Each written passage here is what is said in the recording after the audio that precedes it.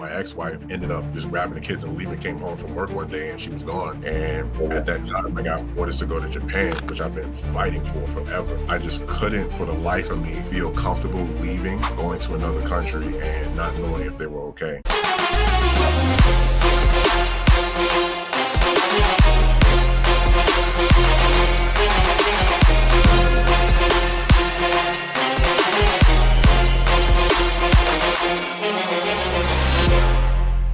Hey, welcome to another edition of the Journey to Freedom podcast. And as usual, we have some amazing guests that are always helping us just learn. You know, when I think of living in purpose and excelling and succeeding, I think we can't do without others. You know, if you are a leader and you have no followers, you're only taking a walk, right?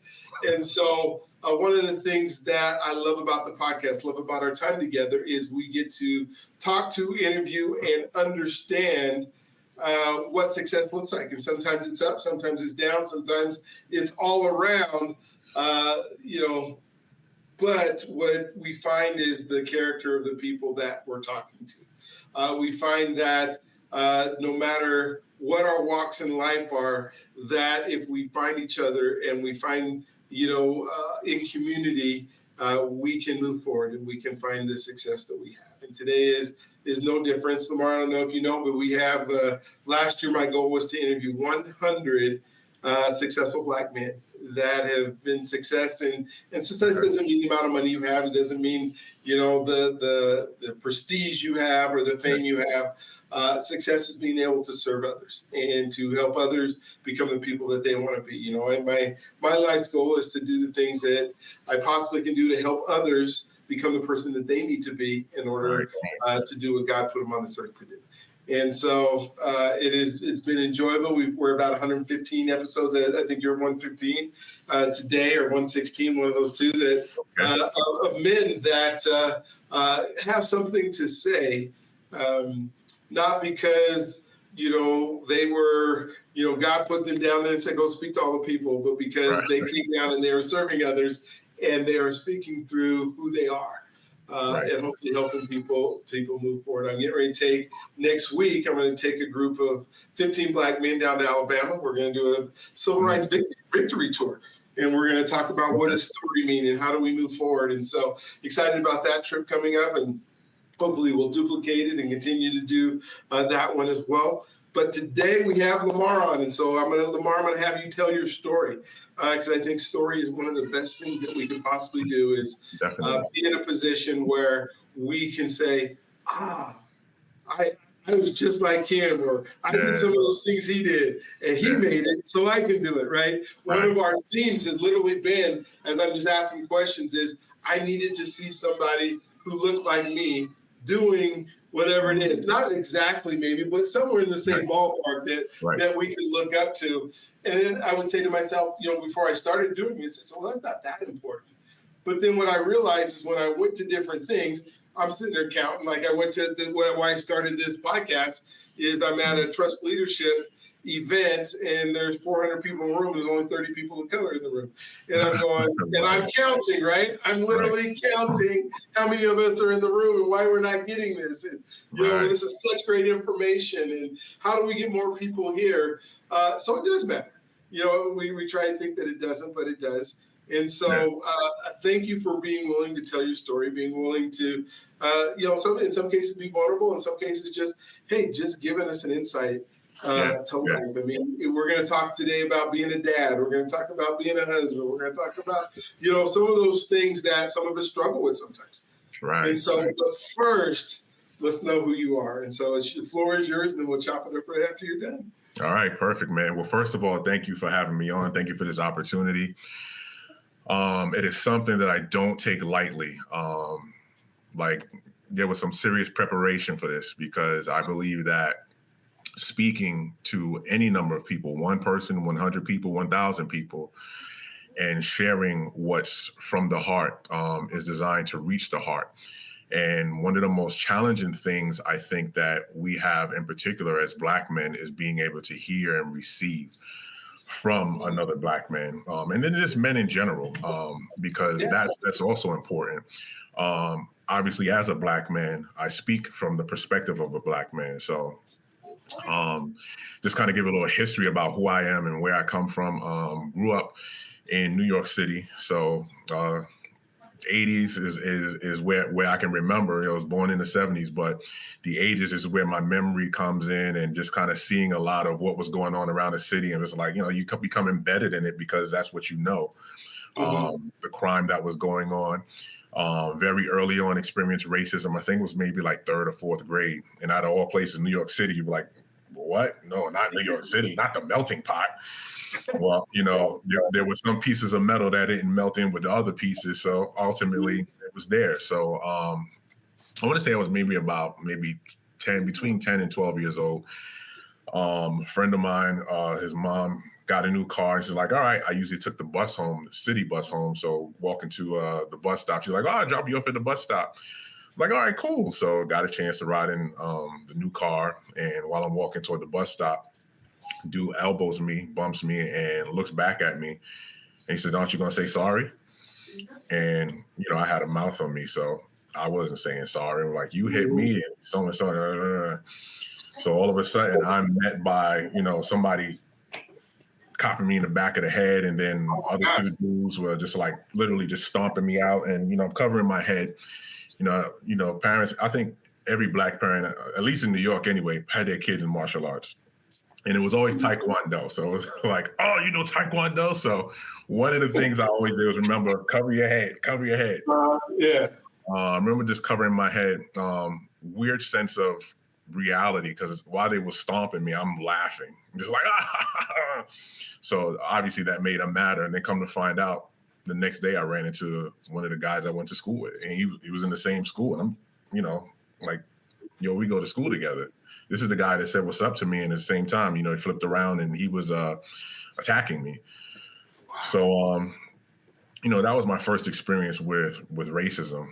I didn't take it to heart. I didn't take it to like, oh my God. I didn't even go home and tell my parents, just like, dust off, and we kept it moving.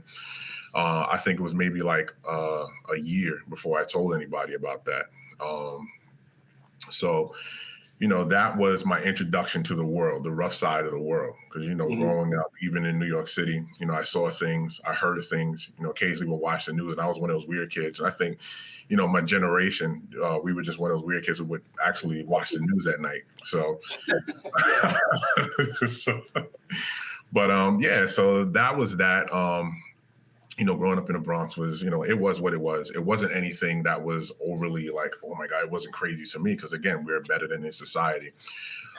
Fortunate to have grown up with both of my parents. And then, they went through some, it wasn't even a breakup. There was a point where my mom decided to go to the military.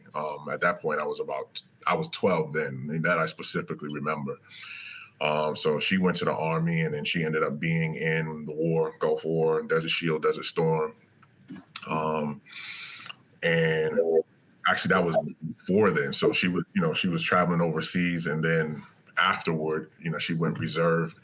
And I have roots in Tennessee. So my parents moved to Tennessee, and I'm like, what are we doing in Tennessee from New York City? Why am I in Tennessee? And the weird thing about it was Chattanooga, Tennessee. Now, I watched the movie Chattanooga Choo Choo as a kid, and I didn't think it was a real place. I was like, Chattahoo? So I was like, all right.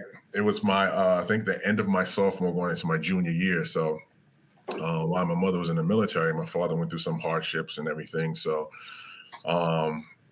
ended up staying with my grandmother. So after my mom came back, she was stationed overseas, and she came back, and then, the family was back together. So ended up in Chattanooga, Tennessee. I'm like, what in the world am I doing here? It was the place that you see on TV. If you're from a small town, it's normal. If you're from a big city, it's like, wow. You walk into the store with a friend. Oh, that's my uncle. And then you go into the other store. That's my cousin. Yeah. Man, this stuff really exists. So as culturally shocking as it was, it expands you, because when you only know what you know, even in a place like New York City, when you only know New York City, you learn that you're very limited. So that expanded me to just different environments, different cultures. But once I graduated high school, so I finished my high school in Tennessee, and once I graduated, I'm like, oh, deuces, hitting back to New York City, because it was just like, it was what I knew. It was more opportunity, at least in my head. So I ended up working at the airport in New York City, and I did that for like a year. And then from there, I went into the Air Force. So, of course, my family, they think, oh, airport, Air Force, it makes sense. It was like, nothing to do with each other, but okay. I understand the connection. So, I served about 4.5 years. Been around the world, seen a few crazy things. And this was right before, kind of backtrack a little bit, when I was in my senior year in high school. My mom was still reserve, so she ended up getting called up to active and ended up over in Desert Shield. Okay. So, and that was rough because, obviously, we see the story of the parents overseas and they come back or whatever. But at that point, I'm like nearly at adult stage. So she was over there, had an uncle her oldest brother who passed away while she was over there. So she came back for the funeral and she was right back to war. So it was like, man. So while she's in Desert Shield, Desert Storm, then I enter the military. I'm in basic, and then I'm in Desert Storm while she's in Desert Storm. We're both over there, like on different sides of the country at the same time. Really? Oh my gosh. Yeah. So that was just like crazy. Like even when I reflect back on it, it was just like, man, like she has pictures, Polaroid pictures, obviously. Back in the day, we don't know about that much. So did you carry it in? The little box, and you take it to the store and get your pictures developed. Yeah. So so she has pictures developed. I'm like, man, she's on one side of the oil fields, and I'm like, man, I'm on the other side of the oil fields. And just to think about it, like, we were both in the war together, and she's obviously ending her career, and I'm obviously starting my life in general, basically. Yeah. So we just, that was what it was. We made it past, and we both ended up back home, and both of my parents were military. So never anything that was just like, we didn't talk about it. Like my dad, he schooled me. He was like, yeah, when you get in there, this is what it's going to be like. Like he teach me to stand left face, right face. He was teaching me all that stuff. And because he knew I had an attitude problem, he was like, when you get in there, you can't go in there with that attitude. Yeah. So he gave me the rundown. So I'm like, all right, it is what it is. So when it came time for the drill instructors to ask for somebody from the squad to go over and get yelled at, I was the first one because I'm like, I can take it. So, I loved it. So I was adrenaline junkie. So, military was military. It was just, I did a lot of war readiness, and we did a lot of war planning. And I was the one who, I think in retrospect, probably would have been a Marine instead of went to the Air Force, because I'm just that type of adrenaline junkie. Mm-hmm. But, after military service, came out and started working in EMS, went back to New York. I was like, all right, I'm done. During that time, I was actually planning to stay in for at least 10 years. But my ex-wife ended up just grabbing the kids and leaving, came home from work one day, and she was gone. And at that time, I got orders to go to Japan, which I've been fighting for forever. And so the option was, man, you go to Japan, or at that time, my two youngest were 1 and 3.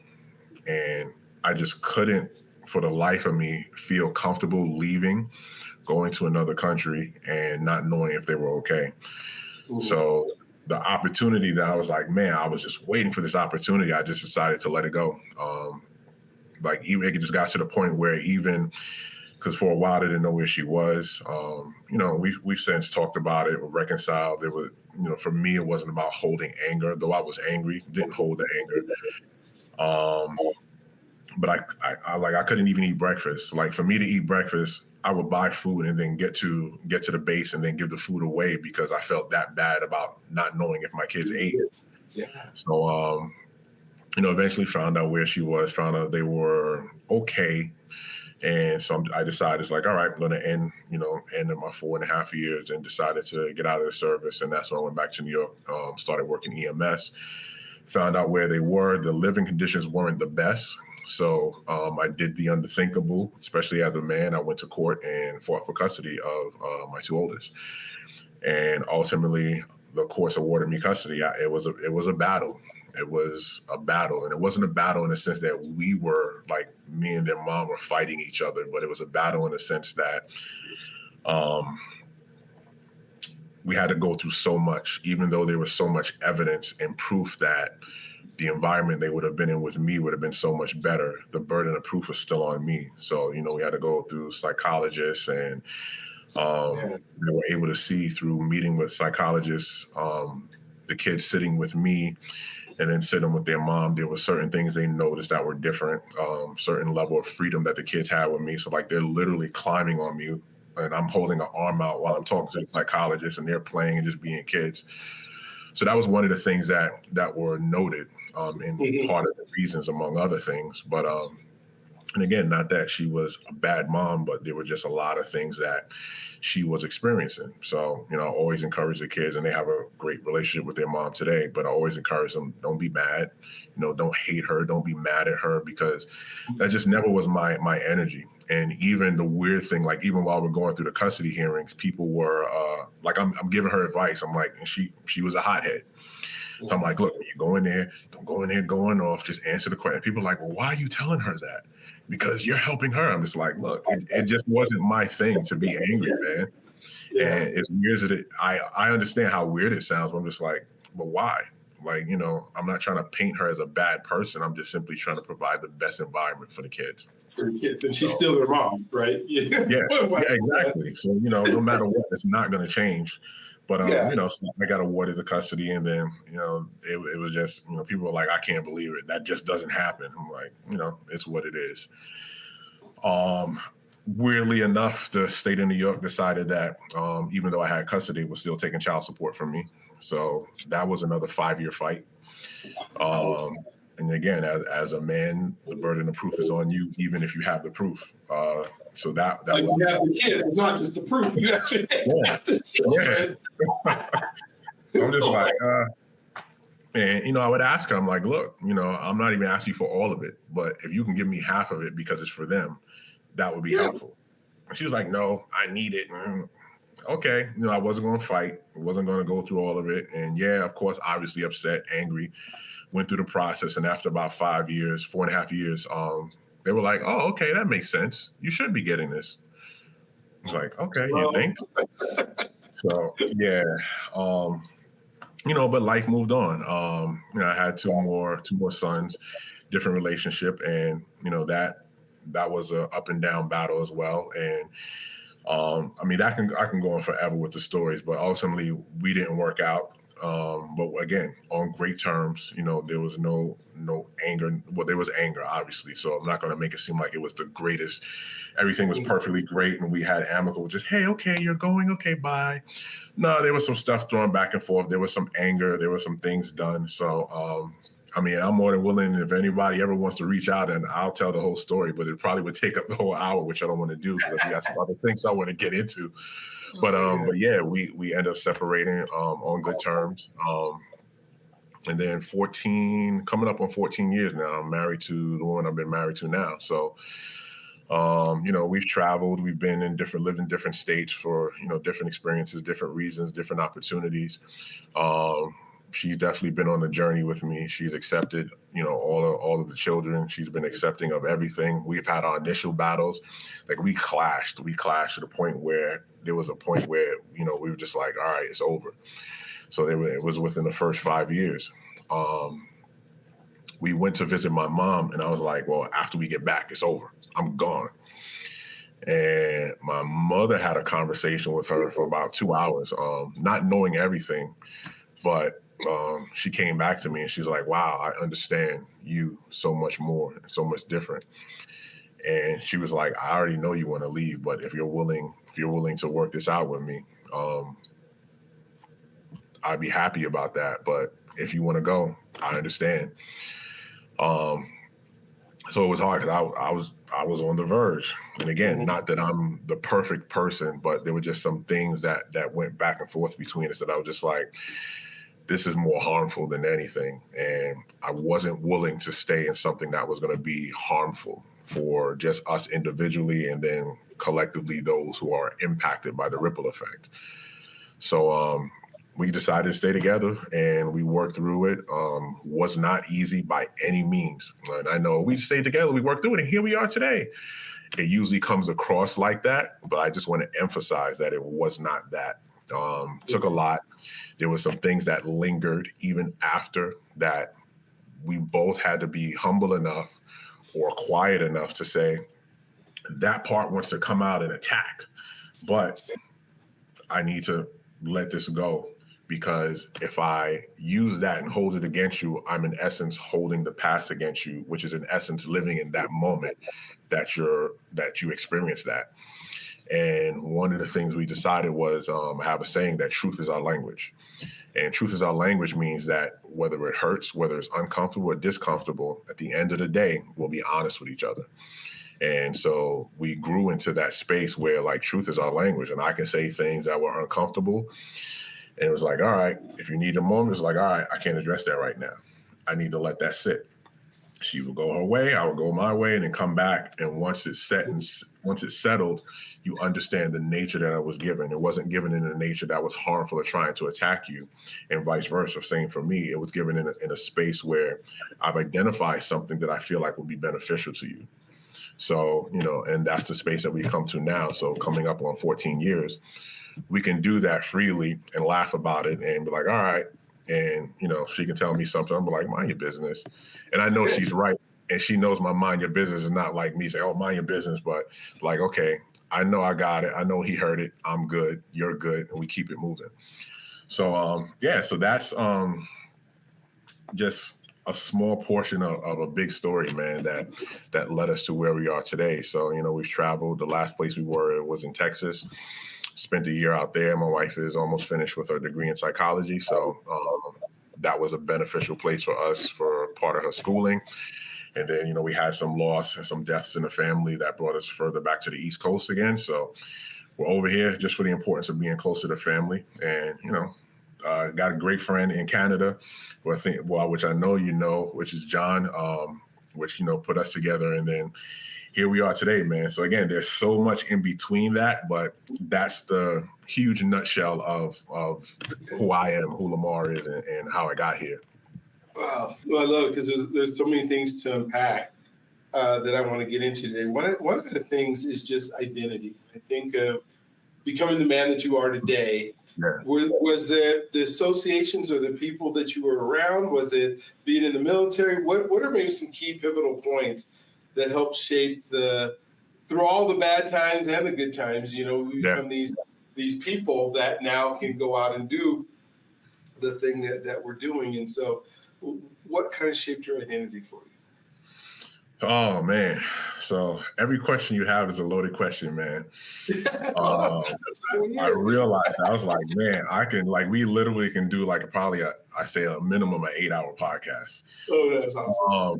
So a lot had to do with, a lot of it, I think, really stemmed from my years in EMS. Mm-hmm.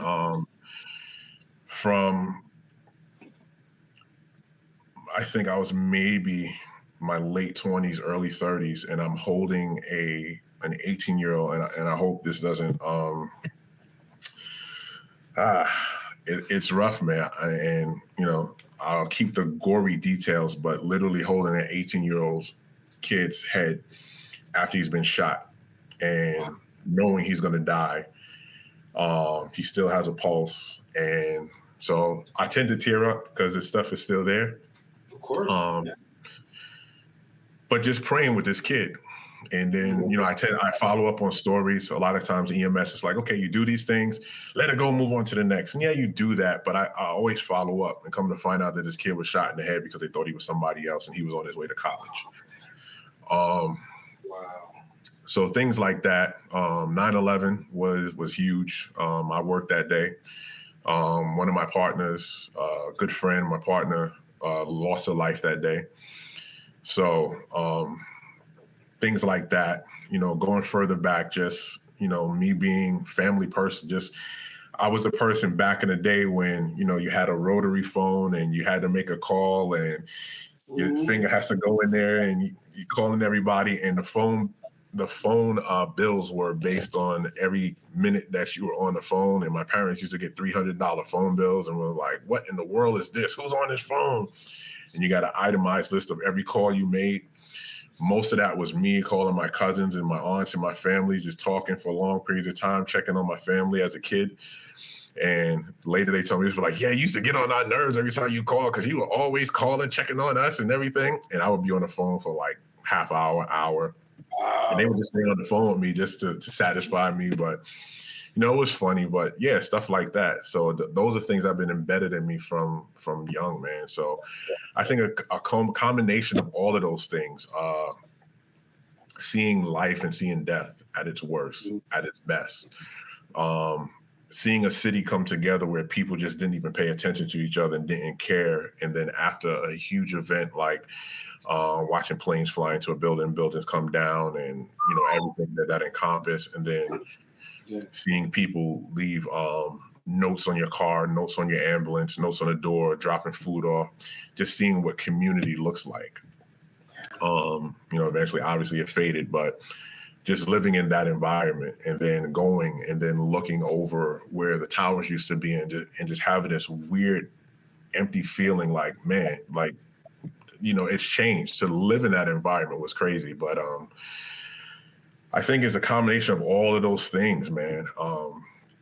And my dad, who passed in 2015, he had a bout with drug abuse or drug use / abuse. He was effectively functioning and managing how he actually performed his job, his duty. He still worked. But he abused drugs for a little while just because of his own life stresses and not knowing how to cope with those things, his own traumas that he's had. So living in an environment like that where there was no direct abuse toward me, but I remember being in a house for almost 2 weeks with no food, and I was stealing from stores just to, get food. So it's a bunch of those things. It's a combination of all of those things, and in addition to being delivering babies when I'm working on the ambulance, man, watching life come into the world. Watching a young lady who was just her and a friend were sniffing paint in a paper bag to get high, and a friend passed out. They called 911, and the police came, and everybody was getting on this girl. I pulled her to the side. I'm like, look, I'm not here to judge you, but you really have to think about life. And had a candid conversation with her. And I remember it was February, middle of February. It was sleeting and icing. And the dispatcher called us and told us to go respond to a hospital because somebody was there waiting for me. And I'm like, who's in the hospital waiting for me in this weather? And a year later, it was this girl who came back, who was looking for me, remembered my name, and just wanted to come back and tell me thank you. Because what I said to her and the fact that I didn't judge her changed her whole life. And she wasn't in the hospital. She was standing outside. I'm like, you could have went inside though, But she waited in the cold to tell me that, man. So it's just things like that. All of those things really played a part in me becoming who I am, like a parent, being a parent. Just things that I didn't get from my dad that I was able to give to my sons. And then, later developing a relationship with my dad and not holding anything against him. There were things that I was angry with, but, we talked and, we would just chill. As he got older, as I got older, we would just chill. He would call me like, yo, he'd be like, what's up? I'm just calling to say boo. Like, I was like, so we would, have brief conversations and, but all of those things, I know played a huge role into the making of who I am and who I'm still becoming today. Well, thank you for that. The next question I have is, and I want to kind of do a deeper dive than we've done on some of the other things because of your situation and your story.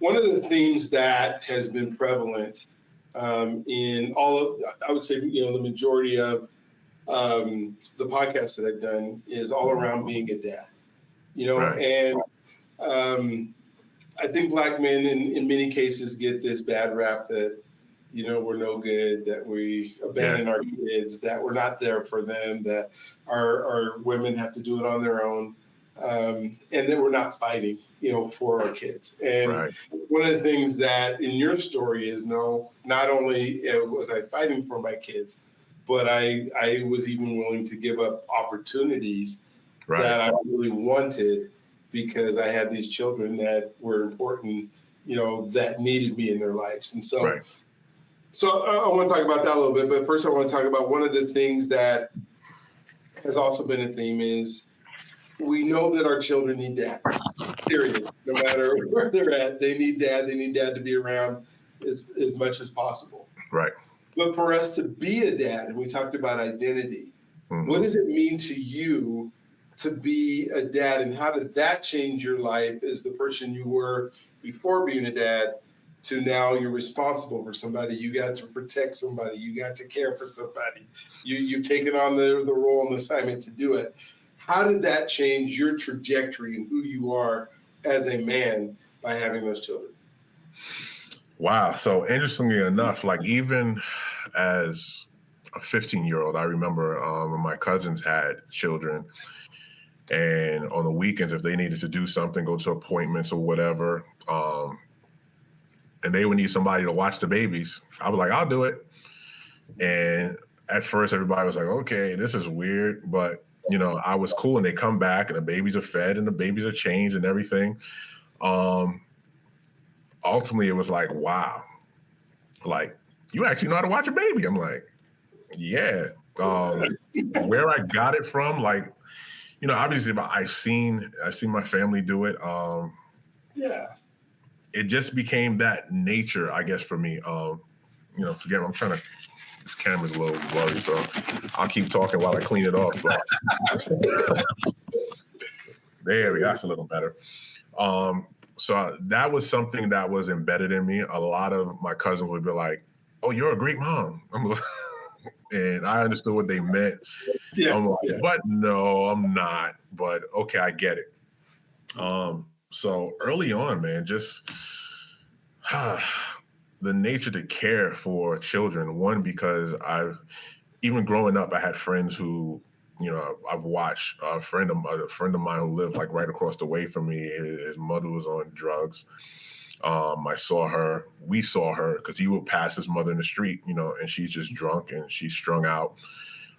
His grandmother took care of him, and then watching his father come pick him up on the weekends and just seeing things like that. Like those were things that I would literally be staring out the window and watching that and what it looked like, what it appeared as, and not really understanding. And then my relationship with my own father, he wasn't the one who would have a conversation to talk. And the only time growing up I remember him telling you I love you is when he came in drunk one night. So, and I knew that he did, whether he told me or not, but I knew that. So one of the things that drove me into being a present parent as much as I could was to provide what I didn't get. I wanted to know what that looked like. So then I said, I'm going to provide this because I know what I will want it to look like, but I don't have a blueprint. So that was my mission, to be able to be that type of parent. You know, and again, transparency. My younger children, because of the separation, I wasn't around them as much as I would love to have been, but I was always present. We were always there, even to this day. One of my sons calls me, or I call him, but we speak every single day. Just because he's that one. You know, my other son under him, you know, we would talk. There were while we were talking almost every day. And, you know, we were never like, okay, why don't you talk now every day? We understand that transition happens, things change. And there's a season where the input from me was valuable, more so every day than it is now. So we still have that connection. We still do all of it. We still have that conversation where we can just like, when we talk, we're on the phone for like an hour. Not even like, okay, we're just sitting there and quiet. We get on the phone, we can talk for an hour, we can talk for 30 minutes. My oldest son, we just talked the other day and we were on the phone for like an hour and 29 minutes. And he said, the only reason I know we were on the phone that long, Dad, because I had to check my time and I got my clothes in the laundry. I got to go get it. But you know, we just have those conversations. And even my oldest son, and one of the things he says to me, he's like, man, Dad, he's like, me approaching 30, I can imagine what my dad being 30 felt like because I have a perspective now. Yeah. And he was like, man, he's like, some days I'm just out here, I feel like my dad. He was like, yo, this is my dad. This is what my dad would feel like. Yeah. And just because he's coming into that space where his perspective is changing, going into his 30s now, And then we were talking and I was sharing some things with him. He was like, yo, Dad, you need to be on a podcast, but you need to create an account because the world needs to hear the things you're saying, because you say things to me at every stage of my life that just really makes me think.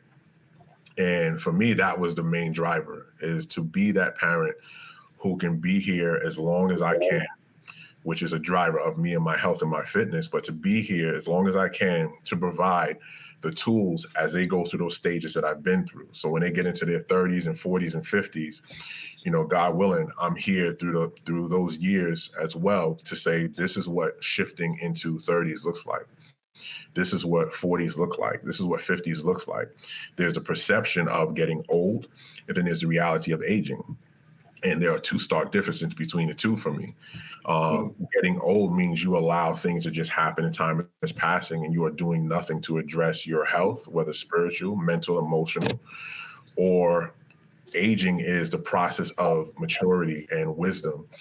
But knowing that your body still has a level of capability to be able to do things, your spirit, your heart, your mind, your body, and allowing those things not to be steered, but you steering them to the ability that you can.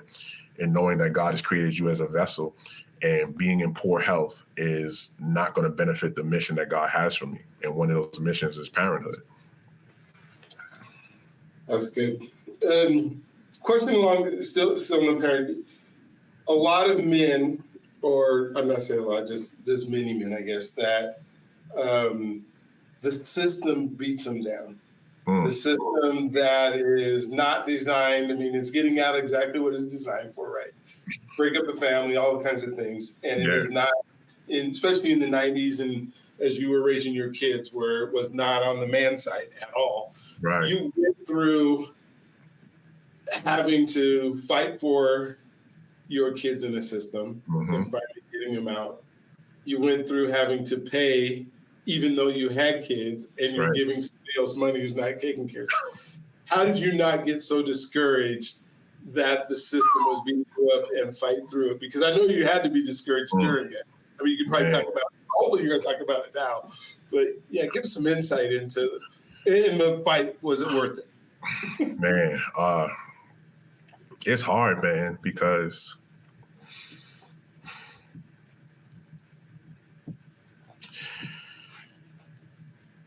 it's designed in a way where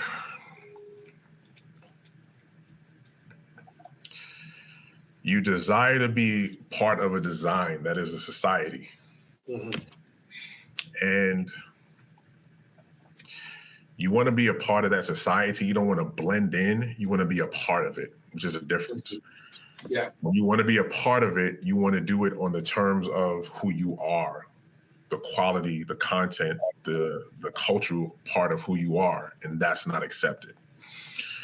The expectation is that you're instantly deadbeat. You're bad, and I got that label so many times. There's a point where, like, I had a stack of receipts that said, look, I've been given this money at the point where before I had the custody of them, I've been given this, and the judge looked at me and said, well, it's too bad for you. That's just a gift. You should have been giving it to the court. And I was in my EMS uniform and I had to work, and I was detained because of my response. And even the court officers were like, brother, he said, if I was in your shoes, I probably would have did the same thing. So it hasn't changed.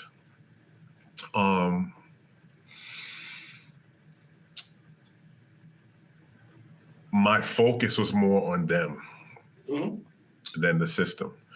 So I think the fact that not because I deliberately focused on them, but I was blind for them.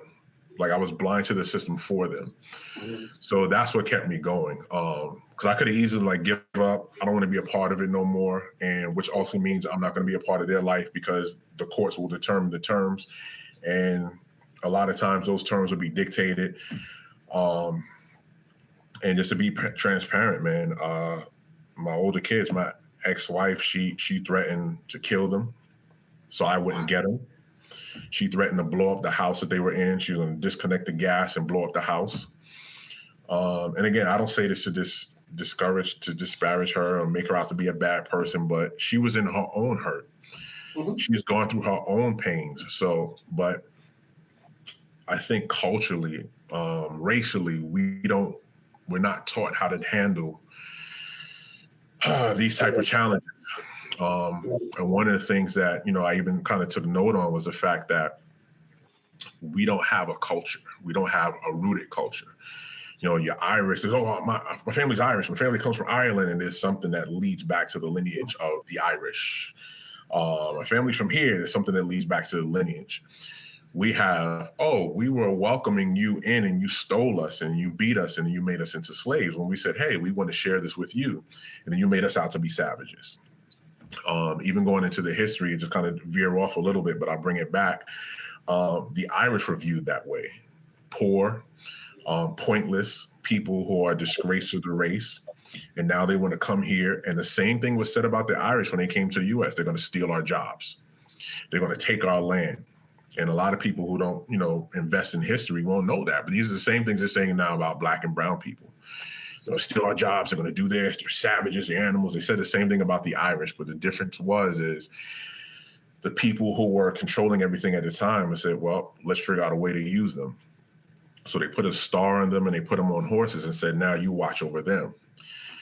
And they made those the first forms of policing. Because now we have these people who are just croppers and who grew potatoes and have no other purpose other than growing potatoes in Ireland who had bad crop. And now they're looking for a place and they wanted to come to this country now. This is what they did. Yeah. So bringing that back around, really understanding that the system is driven by making anybody who doesn't fit a narrative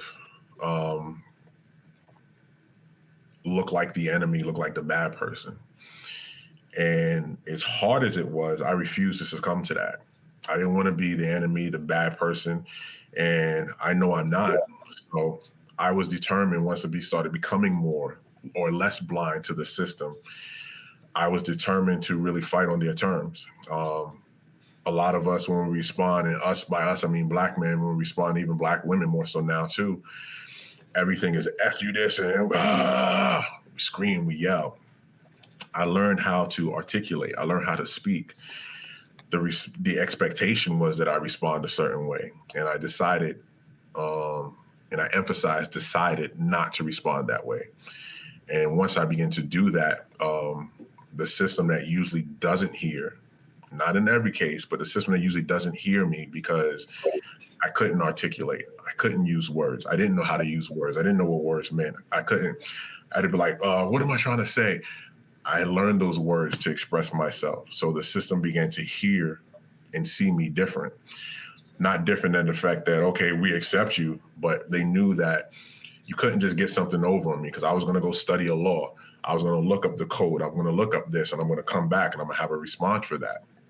And if I'm wrong, I was willing to say I'm wrong. But if I'm not wrong and you're just doing something because you think I don't know based in ignorance, then you're not going to be that one to get me.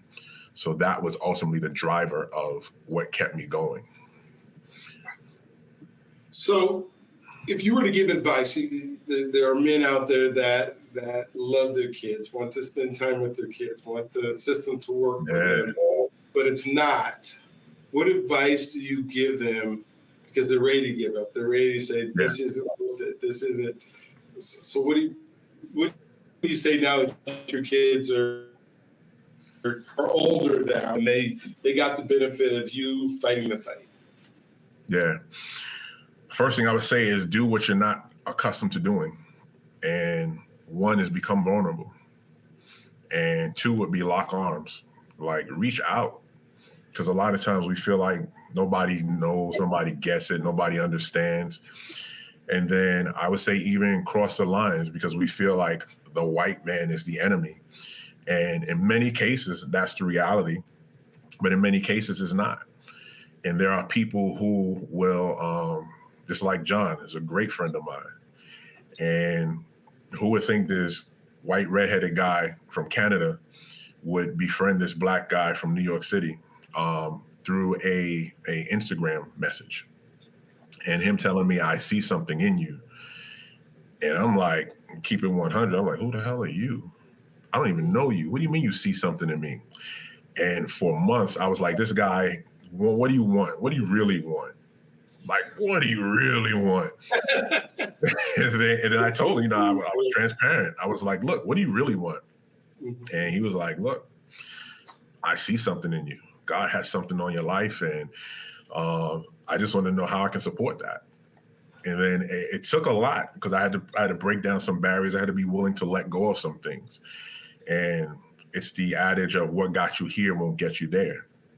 And, of course, as one of the pillars you talk about, trust. It takes a lot to trust, and because of the experiences. But I was willing to explore trust. And then over time, exploring trust was like, man, this is a real dude. Like, man, this is a real dude.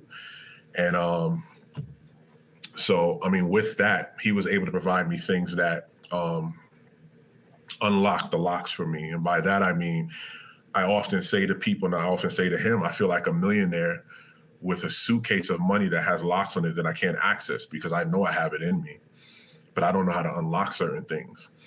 And his knowledge and experience and wisdom in certain areas has taught me how to unlock certain things. So with black men and in cases with white men, lock arms with somebody who can provide value. Don't dismiss a white person because of their race. Be willing to lock arms, be willing to be transparent and vulnerable, and listen, because sometimes the fact that we won't talk about it and we're like, oh man, nobody else is going through it, so we give up. When you realize somebody else is going through it, you're more likely to get some information, and somebody can be like, look, here's a piece to that bridge that looks like it's crumbling that's going to get you another 3 miles. And somebody else may have another piece that's going to get you another 3 miles. And eventually you'll find you across the bridge. But as in everything, my key lesson is that people tend to say things and it drives me crazy. And I'm like, if I don't shave my hair, I pull it out. Doesn't happen. It must not be meant to be. Oh, gosh. Yeah. David was anointed as a king, and he went through hell, whereas Saul even tried to throw a spear at him and kill him. Yeah, he had to run from him, hiding in another land. Yeah. If God calls you to something, believe that if you pray for a chair, he's not going to give you a chair. He's going to provide you with a tree, which means you have to do the work to chop down the tree, shape the wood, and build a chair. We tend to think that if it's resistance, it wasn't meant to be. Understand that resistance is a form of spiritual resistance training. And you don't get strong unless you're willing to lift some weight. So that would be the message that I would share with some men. Oh, man, that's good. You said earlier that one of your boys says, Dad, you need to be on a podcast because some of the things you say people need to hear. Yeah. What do you think is some of the best advice you've been able to give them as a dad, a father, or just life lessons that, whether it's your sons or whoever you told, what's some of the best advice you think you've given? Oh, man.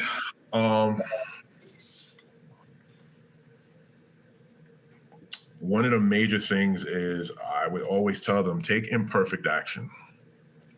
We're paralyzed by the need to make everything perfect. And we're paralyzed by the need for everything to be just right before we move.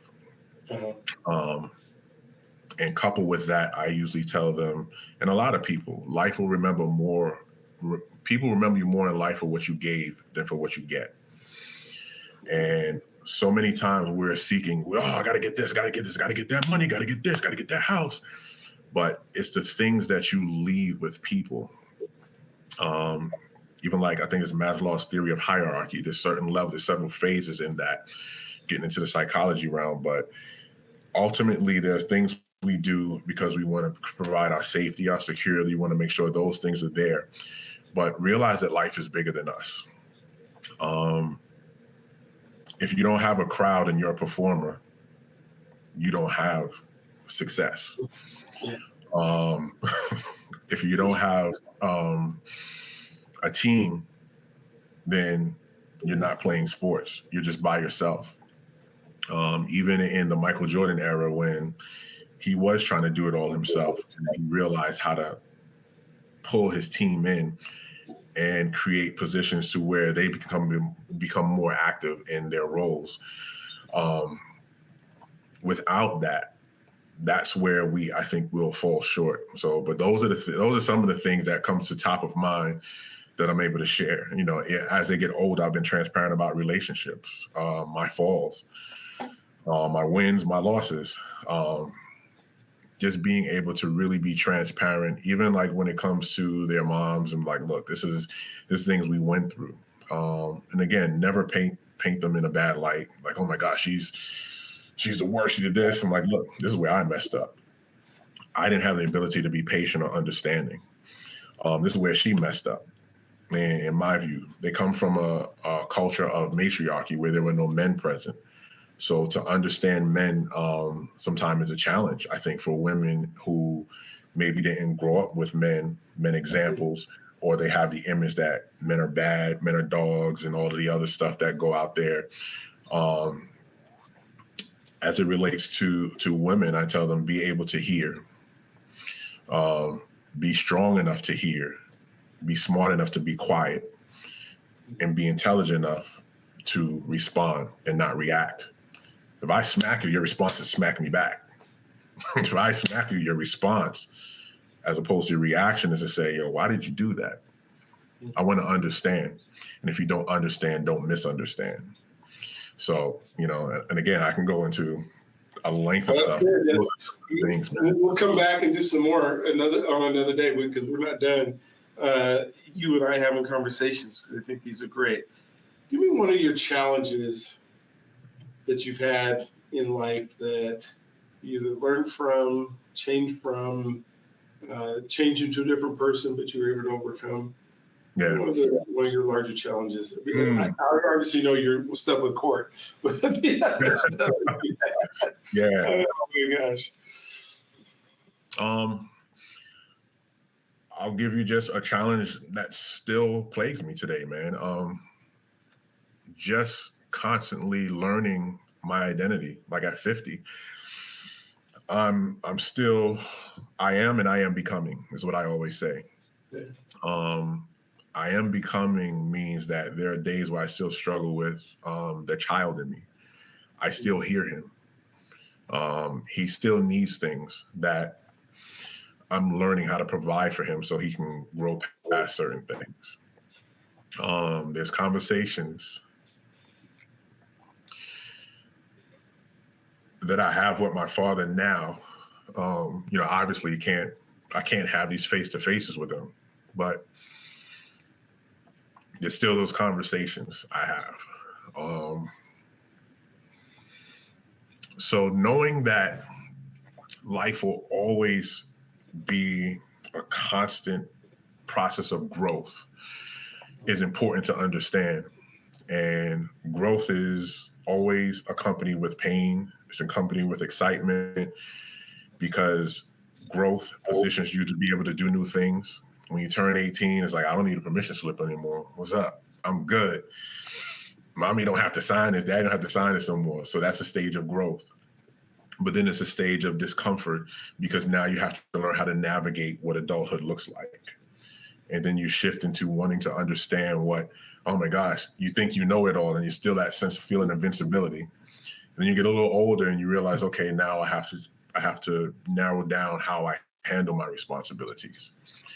And then maybe you have children, or maybe you just get older to the point where you understand, like, wow, life is going to be a constant work in progress. And each stage and each phase is going to be a certain thing. Like even my son, who's 21, he says a lot of things, and very keen, very sharp young man.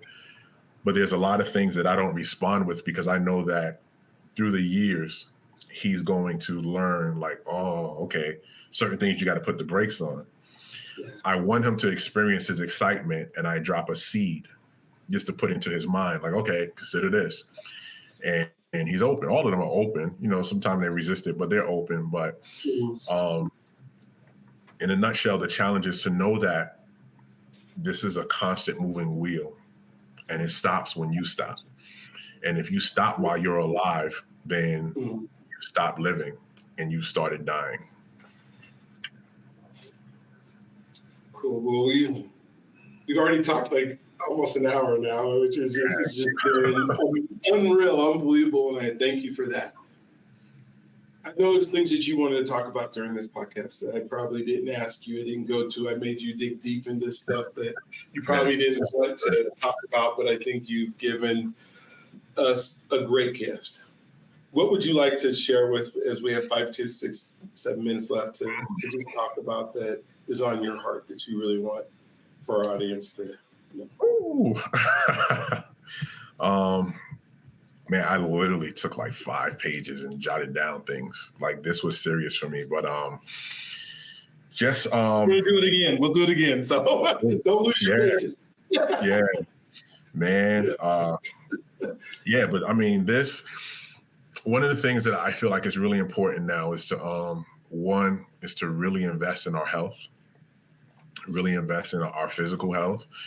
And I have a saying, especially when I would start working with new clients, I'll call them team members, but new clients, is that if I was on the 20th floor of a building and I'm yelling to you, hey, come up here. What? Come on up. What? That's how that conversation pretty much would go. My mission is to come down and meet you in the lobby and talk to you, and you can hear me better, and then slowly guide you up to that 20th floor. And there are going to be a lot of processes. I say that in terms of our health, physical, because we can't depend on a healthcare, or what I call a sick care system, to take care of us. Culturally, it hasn't been good to us. Financially, if you don't have the means, it's not going to be as kind to you. And then just as it relates to being around for our family, fitness is the most selfish and unselfish things we can do. Yeah. Selfish because, you deserve to be selfish, and you value yourself, and selfish is not a bad thing. It's the most unselfish thing because those who depend on you will potentially, God willing, have more of you at the best levels that you can operate at. We neglect that. Things like stress. Stress will destroy your immune system. Yeah. Lack of sleep will destroy our immune systems.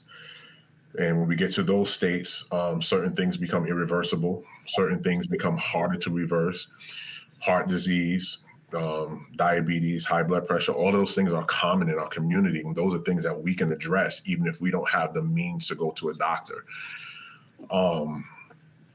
I encourage it, but also know what that means for you, value that, and realize that if you're not healthy, then everything you've worked for years, it pretty much comes to nothing. And at the end of the day, remember that, again, don't seek to get everything for yourself. And I'm trying to get for me and mine. Realize the value in giving. And one of the most valuable things that I've learned and continue to learn is that giving out of my painful places, God rewards that. When I'm giving in a space where I feel like I don't have it to give because I'm going through something, but yet can find it in me to give in a space to somebody else who may have no feet when I'm crying because I have no shoes, I get strength from that. So again, I go back to say, lock arms, find somebody you can trust, commit to your health. Your physical health will lead to your mental health, will lead to your spiritual health. There's a phrase that I call mental obesity, spiritual obesity, and spiritual malnutrition and mental malnutrition. Those exist. And hopefully I can coin those phrases if they're not, because those are things I've been using for about 20 years now. Yeah. But if you're mentally, let's take it to the physical. If you're physically obese, your body's systems don't function at optimal levels. If you're mentally obese, your mind and your mental health doesn't function at optimal levels. And if you're spiritually obese, you've consumed so many things that you can't actually allow the things that are true and right and just to come into your space. So if we adjust those things, then we can begin to shift and build a path toward building and becoming a community of people and men in particular that can leave a legacy. Thank you, Lamar. I appreciate you willingness to come on and and to prepare. I know the notes you take won't go in vain, because whether it's you starting something yourself, or we coming back and doing some more things, or just helping you get clarity of mind. And I think if more people were to sit down and think about what you thought about over the last few days as you prepared, what a different world it would be. Yes. The whole thought is, it's not about what we get, it's what we give.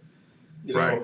And that's how you serve others, and that's how you live in your purpose, and that's how you move forward. And so for those of you who are watching this today, I would encourage you to go back, listen to it again, listen to a man who is saying, okay, this is the hand that I've been dealt, and this is how I'm going to move forward with it. And here's how I'm going to fight for what I know is incredibly right.